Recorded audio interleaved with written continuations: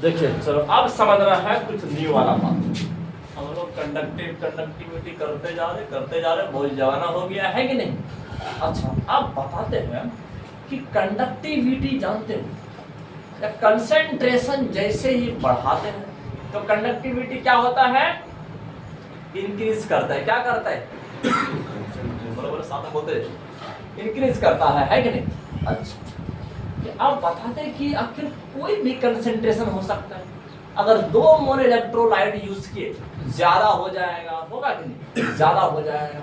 अगर 3 मोल electrolyte use किए तो कंडक्टिविटी और ज्यादा हो जाएगा, होगा ना रे। अच्छा हो जाएगा।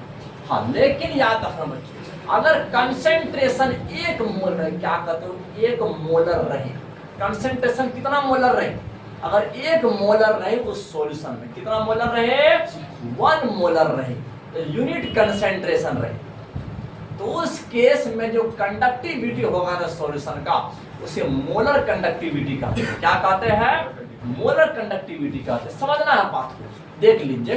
तो याद रखना बच्चों, मोलर कंडक्टिविटी किसे कहते हैं, बहुत बात क्या बहुत जमाना से हम लोग जानते आ रहे। देख लीजिए मोलर कंडक्टिविटी क्या चीज होता है, मोलर कंडक्टिविटी। हाँ तो यह बात याद रखना है। मोलर कंडक्टिविटी इसको दिखाते किससे जानते हो, लैम्डा एम से, इससे दिखाते लैम्डा एम, ऐसे दिखाते ऐसे है ना रे, उसको लैम्डा कहा जाता है। क्या कहा जाता है, लैम्डा। बोलोगे सर आप तो लैम्डा इसका नाम बताए थे, और इसमें ये भी लैम्डा है कि नहीं, ये भी लैम्डा है, देख लीजिए ये सब लैम्डा है। तो मोलर कंडक्टिविटी याद रखना है। ये देखिए पहले बताते कंडक्टिविटी और मोलर कंडक्टिविटी है कि नहीं। अच्छा कंडक्टिविटी को जानने से पहले बच्चों देख लीजिए, हमको यह बात बता दीजिए कि रेजिस्टेंस बराबर क्या होता है, फॉर्मूला देख लीजिए, रो इंटू एल बाय ए होता है कि नहीं, रो इंटू एल बाय ए होता है ना। अच्छा यहाँ पर समझना है, देख लीजिए, और हम लोग ये भी जानते थे कंडक्टिविटी बराबर होता है 1 बाय रेजिस्टिविटी होता है कि नहीं। समझना है बात को, 1 बाय रेजिस्टिविटी को ही क्या कहते हैं, कंडक्टिविटी कहते हैं। अच्छा यहाँ पर हम कैसे लिख देते हैं, देखना मेरा मैजिक ऑफ केमिस्ट्री, देख लीजिए इसको कैसे लिखेंगे, 1 बाय के लिख सकते हैं, एकदम लिख सकते हैं सर, बहुत पुराना हो गया है ये सब कहानी। देख लीजिए इंटू एल बाय ए हो गया।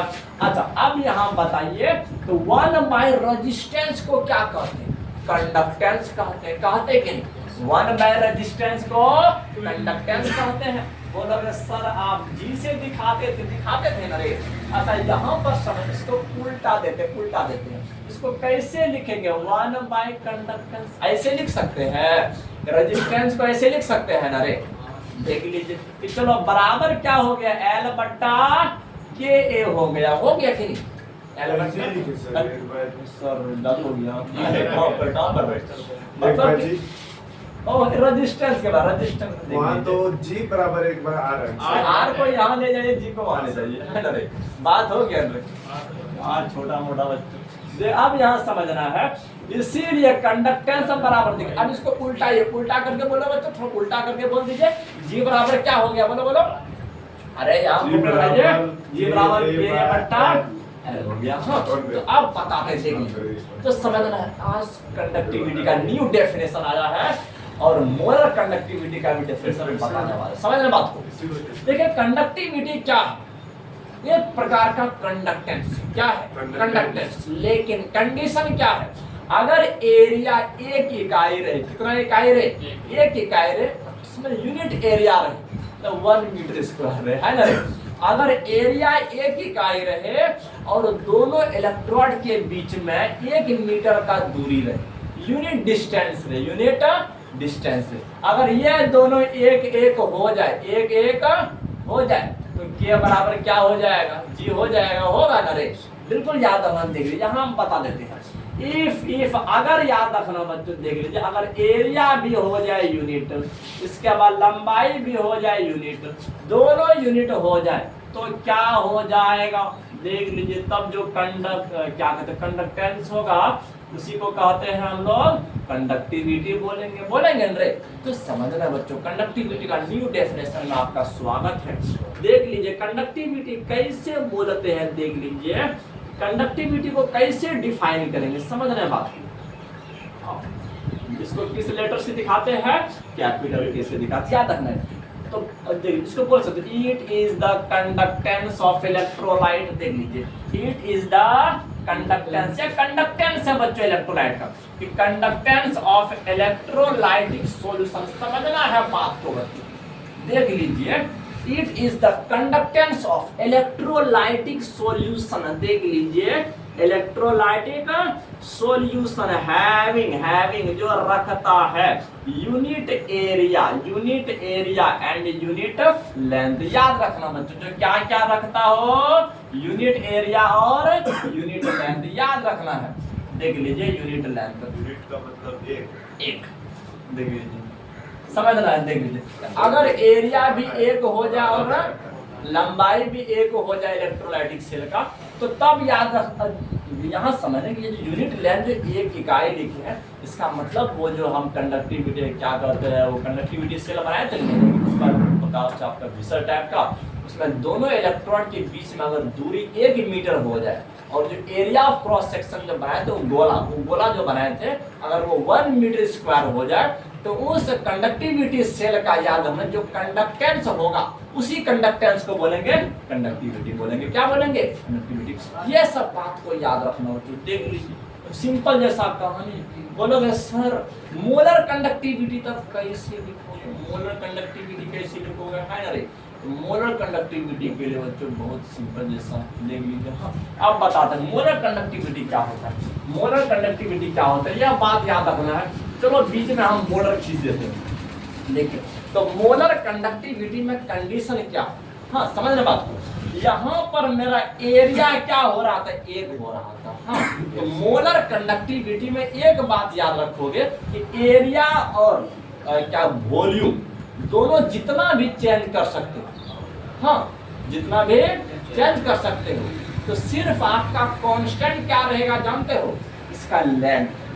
मतलब जो कंडक्टिविटी का जो सेल होता है, मतलब दो इलेक्ट्रोड के बीच का जो दूरी है वो यूनिट होना चाहिए। क्या होना चाहिए? यूनिट एक होना चाहिए, 1 मीटर। दूसरा बात, और जो कंसंट्रेशन होना चाहिए 1 मोलर। कितना होना चाहिए? हाँ 1 मोलर। हाँ मतलब उस इलेक्ट्रोलाइट का अमाउंट 1 मोल होना चाहिए। कितना होना चाहिए? 1 मोल।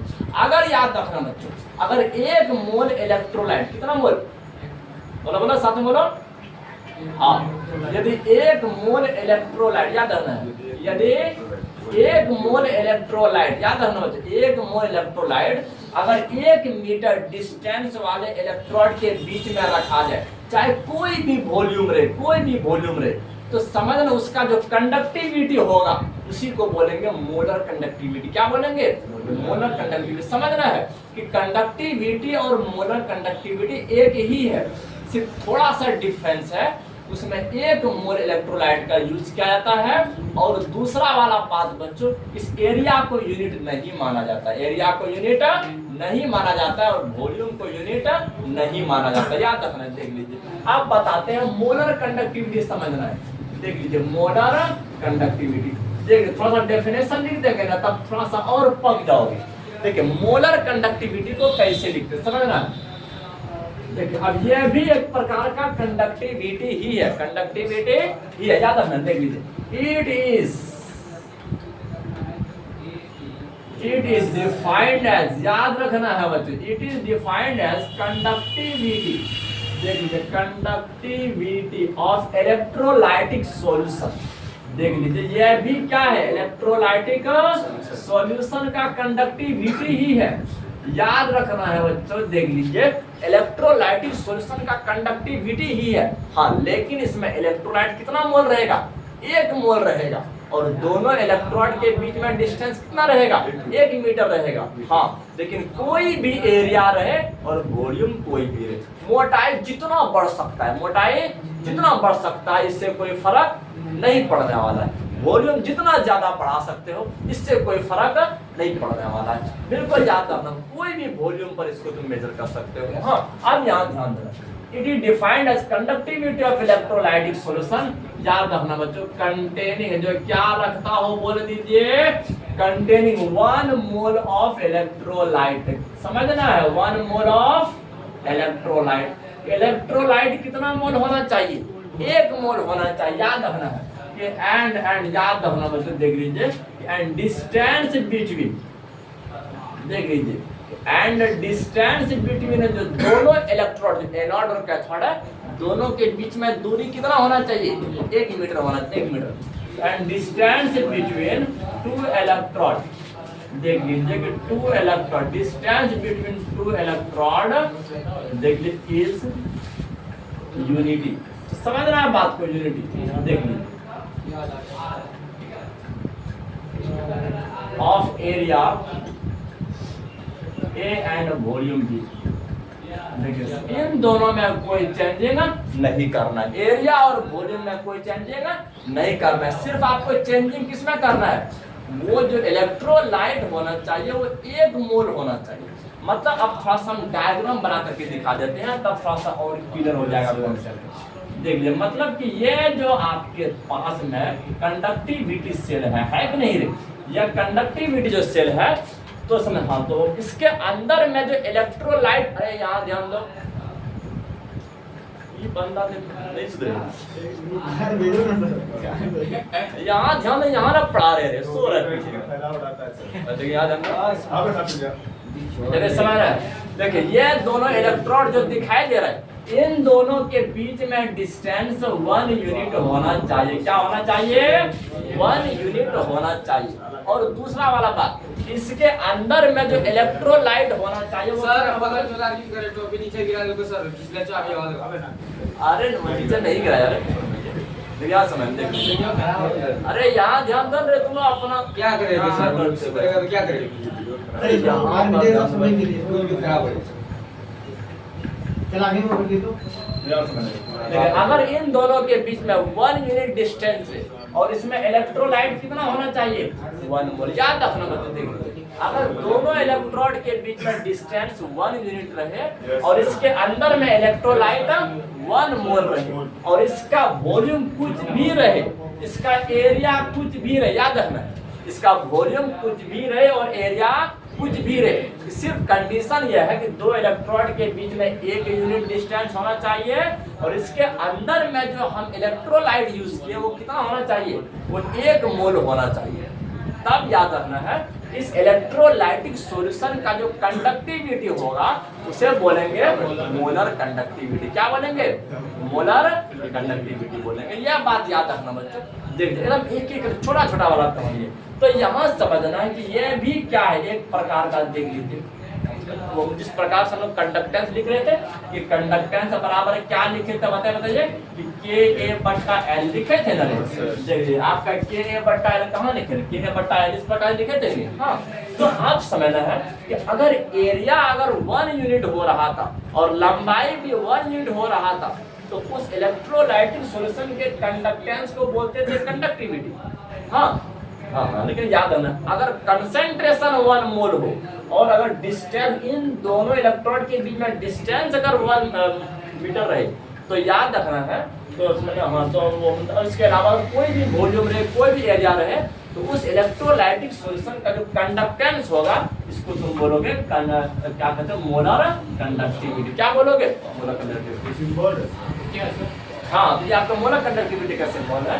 देखिए आपका मोलर कंडक्टिविटी का सिंबल है, याद रखना है। हाँ हाँ लेकिन इसमें इस समय हमेशा देखिए कि अगर तुमको क्या कहते हैं वो मतलब वॉल्यूम बनाना रहे, वॉल्यूम बनाना रहे तो आपको क्या करना बच्चों देख लीजिए कि A गुना L लिख दीजिए, A गुना L लिख दीजिए, इसके ऊपर भी L से गुना कर दीजिए, इसके नीचे भी तुम L से गुना कर दो। हाँ तो अब यहाँ हम लोग जानते हैं कि एरिया को लंबाई से गुना कर दिया जाए ना उसको वॉल्यूम कहते हैं। क्या कहते हैं? वॉल्यूम कहते हैं। इसका मतलब क्या हो गया बच्चों देख लीजिए, मोलर कंडक्टिविटी बराबर क्या हो गया कि K Guna A Guna L क्या हो गया? वॉल्यूम हो गया।